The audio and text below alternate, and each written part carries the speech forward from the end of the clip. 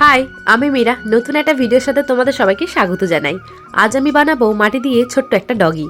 ওই তো প্রথমে কিছুটা মাটি চওড়া আকারে বেলে নিয়েছি, নিয়ে হালকা করে বাঁকিয়ে বসিয়ে নিয়েছি। তারপরে আবারও কিছুটা মাটি নিয়ে এইভাবে হাতের সাহায্যে আমি ডগির মাথার অংশটা করে নিচ্ছি। তারপরে মাথা ও বডিটাকে আমি ভালো করে জয়েন্ট করে নিয়েছি এবং তারপরে একে একে আমি ডগির 4টে পা করে নিচ্ছি। খুব সহজভাবেই আমি এখানে ডগিটাকে বানানোর চেষ্টা করছি, যাতে আমার যেসব ছোট ছোট ভাই বোনেরা আছো তারা সবাই বানাতে পারো।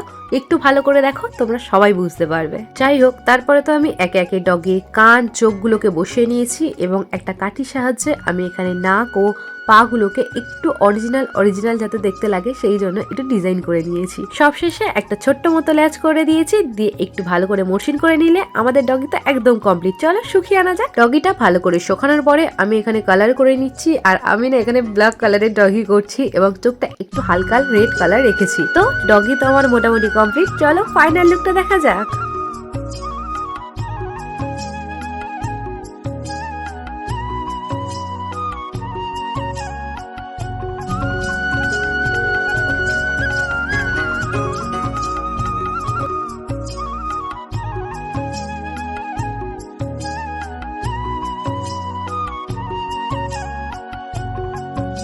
কি কেমন লাগছে? আশা রাখছি আলমারিতে সাজিয়ে রাখলে মন্দ লাগবে না, কি বলো? যাই হোক, তোমরাই জানিও আমার এই ছোট্ট কুকুরটাকে কেমন লাগছে। ভালো লাগলে কিন্তু অবশ্যই একটা লাইক ও সাবস্ক্রাইব করতে একদম ভুলো না। আজ আসলাম, দেখা হবে নতুন কোনো কাজের সাথে। বাই।